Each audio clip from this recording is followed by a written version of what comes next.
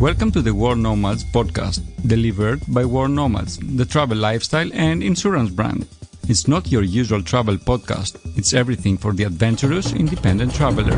Yes, we are continuing to inspire you to travel as we feature in this episode, Guatemala is the destination, Phil. A country in Central America with an estimated population of around 16.6 million.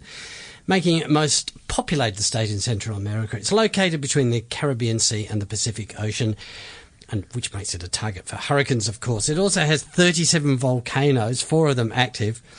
And, of course, there was that eruption in June of the Volcán de Fuego, the volcano of fire.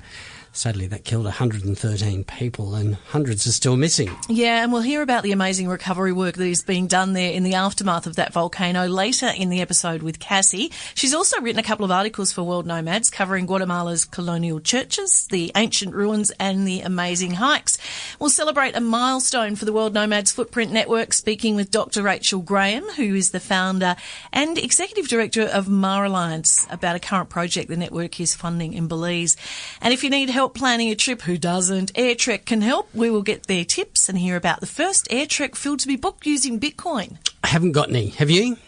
No, I wish I did. It's worth We're going to have a part of one. You don't have to have a whole one. They are very expensive. What's your quiz question? All right. The name Guatemala is thought to be derived from an ancient Mayan language and means land of many trees. Bit of a hint there about the place being heavily forested, but how much of Guatemala is forest? I'll tell you at the end of the show. In 2013, Shannon O'Donnell was named National Geographic's Traveller of the Year for her work in responsible tourism. She started travelling in 2008 and 10 years later, she's still going. I only recently, in the last 4 months, decided to make Barcelona a home base. So I took off my 50-pound backpack and it has a place to rest now. Nice one. Well, tell us about A Little Adrift, which is how we came to find you. It started in 2008. It's really hard to remember what it was like to try to find travel information on the internet. Yep. But there wasn't a lot about planning a round-the-world trip. And so when I was a solo female, figuring out what it was going to be like to be on the road for an entire year, at the time I thought it was going to be just a year, but there wasn't information. So A Little Adrift started as this way to document what you needed to know to travel better, to travel around the world, all the information that not just a solo person would need to know. And I already had a service focus in my life, and so I had planned on volunteering and supporting community-led projects, and that led to a shift in A Little Adrift over the years. Once there was a lot of information out there on my blog and others, I started showing people how you could travel with a focus on helping, like travel as a force for good, and that's what A Little Adrift is today. Well, share the site, obviously, in show notes, but it has a comprehensive list of resources there, from responsible travel to planning your travel, digital nomads and bloggers. But we specifically, not only did we not want to spruik A Little Adrift, wanted to chat to you about Guatemala. Yes, which is one of my favorite countries in the world. It's such a beautiful place. Why? What's so good about it? You know, it's very different than the culture that you find elsewhere. So I had traveled overland from Mexico and Belize, and Guatemala felt like a warm hug. The Mayan culture is right there and evident. And so for people who travel with a want to understand the culture and to understand a different culture, it's right there in your face, and it's very different than the main Hispanic culture that's sort of across the region. You really get to feel like there are opportunities to learn more and help support the Mayan communities and hike through. It's just beautiful too. So you get to hike through the highlands, and it's an absolutely stunning country. We'll get to its beauty, but one of your blogs gets a lot of thank you, Shannon. Thank you for sharing this story. It was when you were out and one of the waiters came up and said, if you have drugs, flush in toilet now. Please do. Drug raid next door. Do now. Take us through that story. So that's really funny. And there is a drug culture around the Lake Atitlan especially. And so this is what a lot of people know Central America for, but some backpackers go for some fun to the lake area. And I was there there was a movie night. So I was there sitting at an English movie night at one of the coffee shops, and a couple of people stayed, but there was this massive sweep. Actually, it was a drug sweep. And although they didn't find a lot of drugs because there was like this message that went through the backpacker area first, they started taking anybody who didn't have their passport on them and taking them into police custody until they could find their passport. the moment I heard that something was going around, I was like, yeah, I'm out. Why would I sit here? Like, the movie's really good and all, but why would I sit here? What was the movie? I want to know what's the movie that you go to when you where it's enhanced by a backpacker experience. You know, I don't remember. So the drugs were good then. Shannon would never do such a thing, would you? No, never. She didn't run because she had drugs on her. She had no passport. Okay, yes. I'm with it now. Right, I got it. No passport. Because apparently you're supposed to carry your passport. This was the first time. So this was 2010. I had never heard before. I had already been on the road 2 years. I'd never heard that you're supposed to have your passport on you in a lot of foreign countries. Yep. Even like France, I think, even places like that. So my travel insurance safety tip of the day, if you've got a copy of your passport, then if you get pickpocketed, you don't lose your passport. But if you've got the information page from inside the passport as a photocopy, that usually satisfies the local police. Well, that's one of Shannon's tips, just to make sure that you, always carry at least a photocopy of your passport. And I think in that particular blog you wrote there were around 40 backpackers that were put into jail. And one of them was my roommate. So I went home and I didn't really know what was happening, right? I just sort of, I'm not big, I'm not going to take a stand. I don't know. I'm in a foreign country. I hear that something's going around. I walked out the back door and I walked home. And everyone who didn't basically went to Guatemala jail. My roommate was one of those. I didn't know her. I was at a hostel and we just had a 2-bedded dorm. And so in the middle of the night, maybe 3, 4 a.m., somebody came and knocked on my door and said, like, your roommate wants you to go through, because I wouldn't let them in, obviously.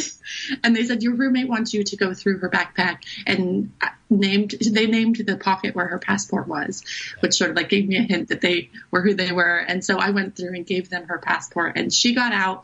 So is that because of corruption? Was it a shakedown? Was it, an unofficial fine that you had to pay to get away, or were they genuinely enforcing the law? Oh, it was both. Genuinely, a lot of backpackers in this town do have drugs on them. And so legitimately they're enforcing the law.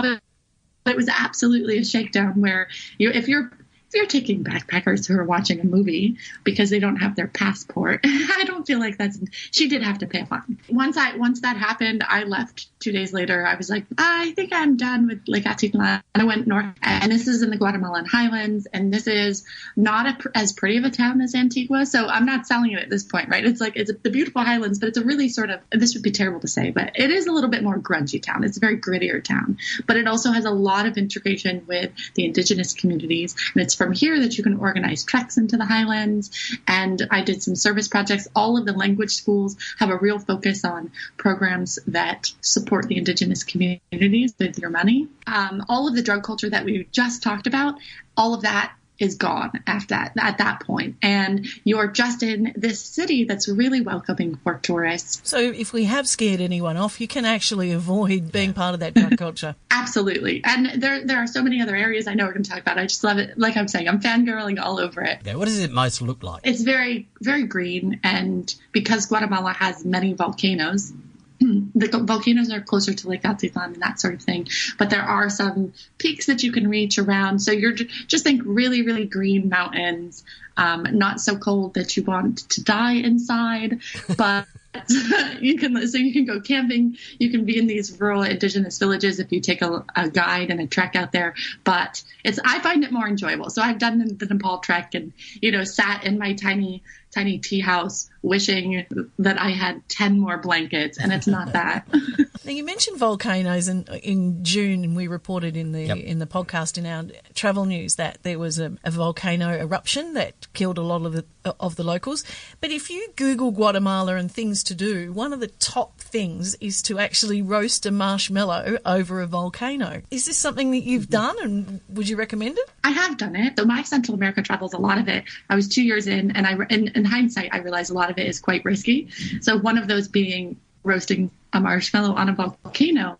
There is an element of risk. When we got down the side of the mountain, one of my friends who I had met on the trek, on this trek up the side of the mountain, she was wearing trainers, just like regular sneakers, and I was wearing hiking boots. And so something I had not noticed is just how hot the rocks were. Like, you could feel the heat. We did see some lava. It was a little bit further than some people. Like, we were not close enough to poke it with a stick, but we were able to roast some marshmallows in the crevices. So you knew there was a lot of heat coming up. But when she got down the side of the mountain, she only narrowly missed like massive blisters on her feet because she had all the rubber was gone. I could see her socks. She was walking down the barefoot. Ouch. Memo to self, Phil? Yeah. Don't climb a volcano in rubber-soled shoes. Oh, I have very thick socks on as well then. But there's a pic of the shoes, or what's left of them. I know, it's pretty amazing. It's like, that must have hurt. Yeah, with her pretty hot pink socks. I reckon they would have been hot pink, red hot pink. That is in show notes. Phil, when you're planning an itinerary, what you really want to be doing is chatting to somebody who knows what they're talking about. And this is why we're catching up with Sarah from AirTreks, because they plan itineraries, but they're all travellers. Yep. Am I right there, Sarah? Yeah, that's absolutely right. All of our travel planners are experts because they've actually done it. Well, what we do is we customize every trip based on what each particular person or family or couple wants to get out of their experience. So we listen, we talk with people, we meet with them, they talk with one of our travel planners, they tell all about the things that they want to hit on their trip and, you know, kind of how they want to have their experience. Some people want to do it really bare bones. They want to they want to stay with the locals. They want to travel for as long as possible. So they're really working on a budget. And then you have other people who maybe have less time, maybe have some kind of situation where they need to be in a place that's more comfortable. Maybe they're traveling for work. So we customize every itinerary based exactly on what you specifically want to do. One of the examples you gave to me was if you're planning a trip from the US to Peru to walk the Inca Trail to Machu Picchu, which we've said in previous episodes is almost being loved to death. Yes. Why not plan a stopover in Guatemala and hike Pacaya? Yeah, that's exactly right. So I think a lot of people, when they're thinking about traveling to South America, they think, well, I just want to get where I'm going and do my trek there. A couple of popular ones. Machu Picchu is popular also. Ciudad Perdida in Colombia is really popular. And Guatemala is a great stopover on your way down to either one of those treks. Because Guatemala is a country that's really great to see by land. It's actually, when we talk about people going to that region of Central America, a lot of the time we'll tell them, don't fly into the one place you want to see, fly into one city and fly out of another, because there's so many remote and beautiful places in Guatemala that you can't get to by air. So it's nice to say, start in southern Mexico, travel around Chiapas, go by land through Guatemala to El Salvador, and then fly from there. So it's not only could you stop over in Guatemala City on your way down to Peru or Colombia, but you could get 3 additional countries in there. You don't have to spend a lot of money to have a fantastic experience. Well, that's exactly right. I was looking at trips when I knew I was going to be talking with you guys. I was looking at some trips that included Guatemala, and one of the sample trips we have up on our site right now it's 7 cities in South America, including Guatemala City. So Guatemala City, Bogota, Colombia, Santiago, Chile, Buenos Aires, and Lima. And that's starting and ending in Miami. And it's between $1,600 and $1,700. So you get 7 cities for $1,700. It's pretty affordable. But tell us about Pacaya then. So it's, you're comparing it to Machu Picchu. Tell me about it. Well, obviously they're totally different. But if you have your hiking boots in your bag, right? Pacaya is a volcano. I think it's actually one of several active volcanoes in Guatemala. I'm not an expert on Guatemalan volcanoes, so there are a lot, and there are a few that keep going off. Yes. Anyway, so that's one way to dust off your hiking boots. Hopefully, you've broken them in before your trip down. But it's actually quite close to Guatemala City. I think it's one of the most visited volcanoes in Guatemala because it is easy to get to. One of the things I love about your site is it's very thorough, Phil. Yes. There's 5 great around the world itineraries. There's how much does travelling the world really cost per day. But in the blog section, there are some really great stories, like the single mother who took her family around the world. And this one took my attention, the first air trek ever booked with Bitcoin. Yes. How does that work? Well, just like buying anything else with Bitcoin, it's really funny. I like to put a PSA out. If you would like to buy travel with Bitcoin, you can come and talk with us because it's actually hard. There's not a lot of companies out there that do accept Bitcoin for travel purchases. And for us, like being part of the blockchain movement was really important. We like to think about ourselves as a really modern travel agency. We like to be up on all of the different travel technology and all of the best technology available to get you to build these complicated itineraries. So when we realized, there's a way that people want to pay for these trips that we're not fulfilling, we changed that right away. So we've sold a few trips with Bitcoin. I think the one that you're speaking of that's on our blog, you can just look. I think he had 5 to 10 stops all around the world. So it's a great way to spend that money. Well, Sarah, thank you so much for chatting to us. We'll have the AirTreks link in our show notes. And as I've kept saying, there's Trip Planner, there's specials, there's planning tips, and there is that blog with all those interesting stories. So cheers for that. And thanks for choosing World Nomads to partner with. We appreciate it. Thank you. Phil, what's happening in travel news? A recent newspaper article has highlighted the 8 worst types of travel companion. Are you ready for this? Mm-hmm. The tightwad, the one that won't put their hand in their pocket. Not a fan, yeah. The ones who like to calculate the bill. Well, I had but you had the... Yeah. No. Yeah, and wait for the happy hour before they go up for their showers. Yeah. The drunk, here's a comment I resemble. Yep. Drinkers use booze as a sweetener to an already great experience. For drunks, the booze is the experience. Kind of rules out Oktoberfest for that one. Yep. The faffer, I think that's a British word, people who faff about and take an hour to leave the room before you can start your day. Can I just say, as a girl, I'm always out of the house first. Good. I just get on with it. My wife's not a faffer. She's very good. But she does come back in the house at least once. She always forgets something. Yeah, that's like Andy. Yep. All right, the stress head. People stress about everything. Cause stress, and the next thing you know, when you're travelling with them, you're stressing about what they're going to stress out about next. Yep. The fussy eater. Oh, my... Pet hate. Hate it. I actually will eat stuff when I'm overseas that I probably wouldn't normally eat when I'm at home. I'm a bit more adventurous. Just have a go. Pick around it. The princess or the prince. Ew. Don't want to do that. Yucky. Has to be 4-star. Yeah, Ew. that's my sister. No. The waverer. I'm not sure what to do. Make a decision. Yes.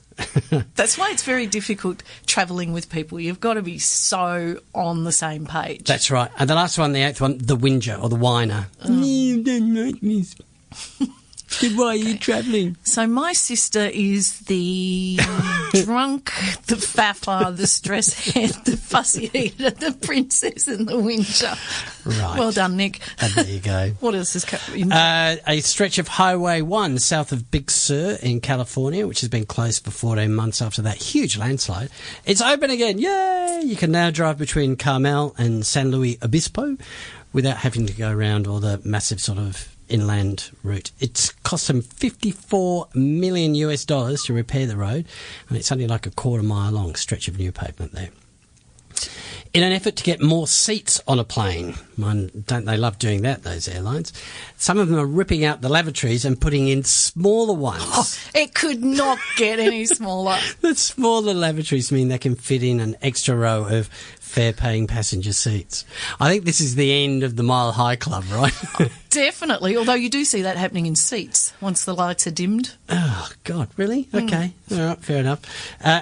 Speaking of flying, an image showing the busiest day of air travel ever has been published by flight tracking website Flight Radar 24. They actually did it twice in a couple of weeks. At first on June 30th, and then they followed it up on July 13th. 205,468 flights around the world in 24 hours. Are we going to have an image of that? Yes, I've downloaded one from Flight Radar, from their site there, so we will have an image of that in the show notes too. Amazing, you've got to go look at it. Yep, let's get back into it. When we're researching talent, as we call it, the people that we interview on our podcast, we reach far and wide. I didn't really have to reach too far this time for Guatemala, because sitting right next to me in our World Nomads office here, the headquarters in Sydney, is Alison. And Alison is our travel safety writer, Phil. Yep. And she put me on to Cassie. She said, do you want to use one of my mojos? Got your mojo. Mojos. Mojo happening. Alison, before we chat to Cassie, what the heck is a mojo?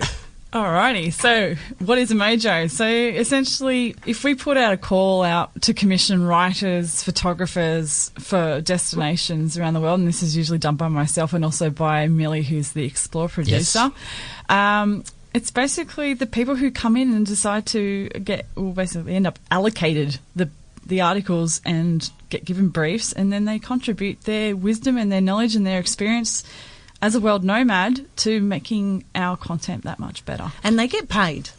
They do indeed. But not for the podcast. We're cheap. No, we're cheap.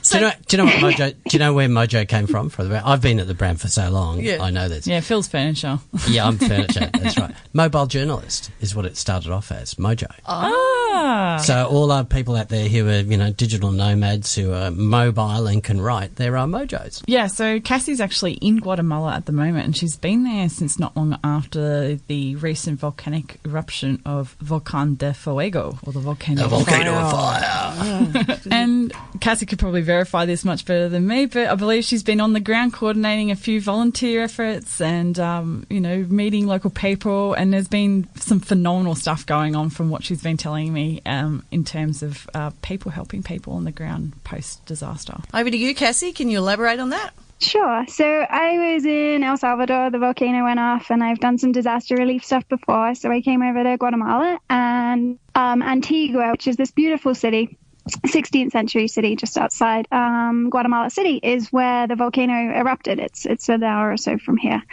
So there are a lot of places around here where there's shelters, camps for all of the people that were had to be evacuated from the towns. There were 2 villages that completely got decimated, and they are all in shelters while we look for land and try and build them homes. So I've been coordinating volunteers, going out with supplies, trying to find land and get fundraising for building houses and stuff. So it's been really good. Yeah, so it's a massive project then when you're heading into a disaster area to help mop up, one so of to the speak. biggest issues, I've helped with earthquakes and stuff before. I was in Nepal after the earthquake there, but the entire towns are buried in ash. So 2-story houses have just disappeared. So people can't go back there either. So we need to find them new land, new jobs, new houses, keep everyone together. Like, it's really been quite the effort. And the other tough thing is people lost their birth certificates and their bank cards and any proof of who they are. So they also can't get access to anything, even if they have money in the bank. So we're just trying to help as much as we can. Now, I take it that, you're not some sort of ghoul who likes travelling from disaster to disaster. But this is sort of what you must have gotten this through your love of travel, so... A little bit, yeah. And helping people at the same time. And I was a travel agent back in England, so I love coordinating everything. It's kind of what I love doing, the organization stuff. So when I was in Nepal, I was doing a little bit of that. And then when I was here, there was a bit of a vacuum of power. And I managed to meet some people and do some networking straight away so I could connect people across the city together. So someone would be like, oh, I need mattresses or I need blankets, and I would be like, oh, I know exactly the person who can donate them, and just kind of put people together. What was the first time that you got involved in this work, and where were you? I was in Nepal in 2016, so it was about 9 months after the disaster. I went over and volunteered with All Hands, who are an American NGO who are doing some work over there. And I joined the demo team, which was amazing. It shouldn't be amazing, but it was. Our job was going and knocking down all the damaged buildings so we could rebuild. So we just kind of went in. We got training how to do everything safely, and we would wear our hard hats and gloves and safety wear, but then we would just go in and kind of rip a 3-story house that was damaged. Segueing into those articles that you've written for us, you mentioned after the volcano there were 2-story houses that were just fully buried. You're writing about the treasures of Guatemala. Were there any ancient sites or ancient man-made things that were affected? No, it was mostly around two towns, which were more shanty towns built on the slopes of the volcano. Antigua, where I am now, it's an hour away, and it was raining a lot of ash down, but it wasn't actually affected in any way by the volcano. So a lot of the old, beautiful buildings are still okay. And there's plenty to see. Shannon, who we chatted to earlier on in the podcast, talked about Guatemala's natural beauty. And again, you're contributing an article for us on that. So amid all this disaster, can you paint us a picture of Guatemala's beauty? Yeah, I don't think I've ever been to a country that's as beautiful as Guatemala. And a lot of it is from the volcanoes as well, because they just create this immense backdrop to everywhere you are. If you're in Lake Atitlan, which is this beautiful big lake surrounded by volcanoes and mountains. If you're in Antigua, you've got these crumbling churches from the colonial years, and you've got these beautiful volcanoes again. And there's this awesome hike you can do from Antigua called Acatenango, where you go and stay overnight on the slopes of the volcano and actually see it erupt against the night sky. Although now it feels a little, it's not a dangerous thing to do right now. They have really good local guides who do everything. Everyone's in touch with the tourist police, who closed it for a couple of weeks after the volcano and went up and cleared the paths and everything. So as long as you're doing everything with local guides who really know what they're doing and have like Conrad, who are the disaster relief guys, on call, things are generally pretty safe. But well, you'll give us some safety tips, for example, volcano eruptions and earthquakes in that particular article. How do you become a mojo, Alison? How do you become a mojo? We have a web page that people can jump onto, ironically enough, mojos.travel. On there, it tells you a bit about what Mojos is, and then if you scroll down to the bottom, you can see a section which says View All Opportunities. And we recently just commissioned for Australia for our upcoming guide, and we currently have a travel safety destination experts wanted opportunity at the moment. We'll whack a link in the show notes, but just to chatting Mojos, to you, absolutely. To you, Cassie, I feel like I haven't done enough today. No, that's right. Cassie, thank you so much amid all that volunteering that you're doing there for taking the time to chat to us. No worries at all. Anytime. At least 113 people were killed, 57 were injured, and 329 people remain missing. That is at the time of recording, Phil, July 2018. There's a heap of links in show notes on the work going on and even how you can donate. And they're very close. I had a look this morning. They're very close to reaching their goal. So it'd be nice to swing a little money. And, a little that way and get it over the line. Beautiful. Absolutely. Phil, our Footprints Network has just celebrated $4 million or over $4 million. $4 million, I know. In micro donations. I know. Unbelievable. So do you want to explain the Footprints Network? Okay. It actually started after the 2004 Asian tsunami, and the founders of World Nomads said, well, what can we do? And, yeah, it's all very well and good, donating money, but what can we do in an ongoing way that's going to help community-based projects? So we started this where every time when you go to make a purchase of a World Nomads travel insurance policy, you can add $2 or $5 or $10 to that. And it will go, and you can go, it goes to this community-based project here, this one right here that I can see the picture of on the page. Well, so you know where your money's going. We're actually funding 10 projects. We'll include a link in our show notes, including shark and ray conservation in Belize, which is about a 7-hour drive from Guatemala. Okay. So we have Dr. Rachel Graham, who is going to take us through the background and provide us an overview of the project that she's part of, which is funded by micro donations, the Footprints Network. Hello. Hello. And first of all, congratulations on passing that 4 million goal. That's absolutely impressive. It just goes to show the power of a very, very large community globally to make things happen for good. It's brilliant. Yeah, it is. It's quite an amazing thing. Well, it's helping you out. You are part of this shark and ray conservation in Belize. Firstly, why did you choose Belize for this project? So, I've been living in Belize for 21 years now, and I've done a lot of work with sharks and rays and even some other large megafauna, turtles and big finfish. All of these share very similar life histories. They're very vulnerable to overexploitation, such as fishing, targeted fishing.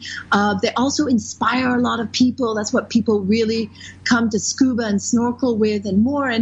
And why I really wanted this project to be focused on Belize is we have the second largest barrier reef in the world after your own in Australia. Yep. And our reef extends throughout the Mesoamerican region of, Mexico, Belize, Guatemala, and Honduras, almost 1,000 kilometers. You mentioned Honduras, and in one of our earlier podcasts, we actually chatted to one of the scientists that had been part of capturing that photograph that went viral of a huge, what do you call it? What's the technical name? Oh, I can't remember. That sort of massive... giant plastics. Yes. That's it. Yes. That's the one. All that plastic. Yeah. So So what's happening there? It's really interesting because you have the large currents that's coming through from the Atlantic into the Caribbean. That's what's bringing all kinds of aspects like sargassum and more, and you're seeing animals using that current as well in their migrations.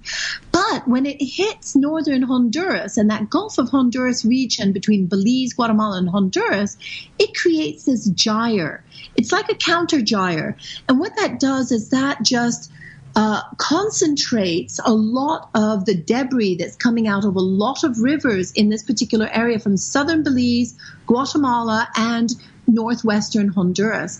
And so what that lady came across was just this confluence of both current, gyre activity, and a lot of debris and plastics coming out of many of those rivers. And those plastics actually have an impact on the marine wildlife that we work with, especially the sharks and rays. We have found plastics in these animals, and we're concerned about that. But the biggest threats to sharks and rays in our region is actually fisheries. And that's what we're really trying to work against and mitigate the threat from by encouraging people to take part in this incredible, broad citizen science research. Yeah, explain the Citizen Science Project. Yeah. So, a lot of folks have these wonderful bird counts. Everybody goes out for the Christmas bird count, or, for example, Fiji has kind of laid the path with their shark count in Fiji, and everybody at a certain time of the year goes out and counts the sharks or counts the rays. And, we thought here we still have considerable shark fisheries ongoing, and now they're including rays as well. And yet at the same time, these animals are bringing in absolutely millions in tourism. In fact, we did the survey, and one of the things that we're trying to do is with this particular funding from World Nomads, we're hoping that we'll be able to do this large-scale, deep analysis of this incredible survey that we've done with so many visitors in Belize about their perceptions on sharks and more. And so what we're hoping to do is galvanize the tour operators, the guides, all the tourists, many of the thousands of students that we have worked with in Belize, and get them out there counting the sharks and the rays and feeding in the data and gaining a better understanding for hotspots for these animals, and really showing their interest, their care, and ultimately their support for their survival. So you're the founder and executive director of the Mar Alliance. Can you tell us about that? Mar Alliance I created in 2014 to be a nimble and proactive international organization that would help to kind of define opportunities to help conserve large marine wildlife. So sharks, rays, turtles, big finfish like groupers, and other important recreational fish, many because they have the same life histories, are very vulnerable to targeted fishing, and they're also very important to the tourism industry. So really now we've grown from 4 people in 2014, we're now 18. We are based in 4 countries, so Belize, Honduras, Panama, and West Africa, Cape Verde. And it's been an incredible ride since 2014. We continue to grow, and we're logging quite a few successes in terms of our research, in terms of our conservation work, and more. And one of our most recent successes actually is discovery of a brand new shark species, the Atlantic six-gill shark, and this is just par for the course for the work that we do in Mar Alliance. Okay. A big shark, small shark? It's actually an incredibly cute little, big, wide-eyed, we can send you the picture, shark. Yes, please. Yes. And I really want to give a big shout out to our technical coordinator, Ivy Baremore, who's running our deep sea and deep shark project, because she's the one who hauled it up and tagged it and really helped discover this animal. So is it fair to say then our Footprints Network has been responsible for uncovering a new species of shark? It can be. Just wanted to get it going, Kim. I would love to be able to give you that credit, but not yet. Right. The world-nomads shark. Yeah, the world-nomads, because if it hasn't got a name, we could have named it exactly. But the Footprints Network has been, will you tell us how important to this particular project? So we're just starting out with this project with the Footprints and World Nomads, and we're absolutely excited. We have not reached our target funding yet, and because we don't like to raise expectations with the communities and the people we work with, we're waiting to reach our target funding, and then we can kickstart this project.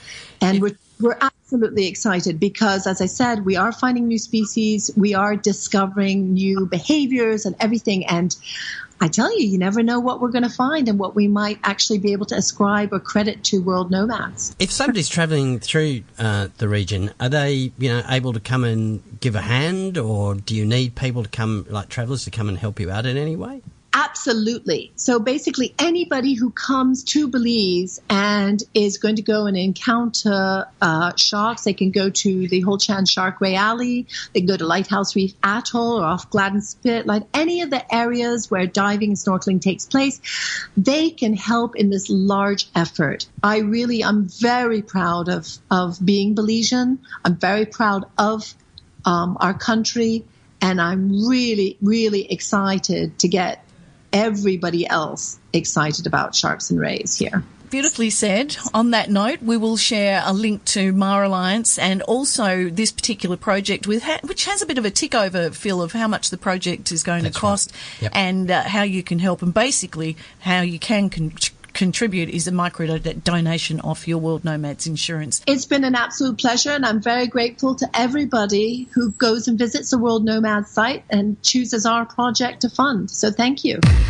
Some amazing work being done thanks to our Footprints Network and your micro donations. Yeah, now I think this is a really good point to wrap up our episode with the answer to your quiz question. The name Guatemala is thought to be derived from an ancient Mayan language and means land of many trees, which, as I said, is a hint of how much of it is forested.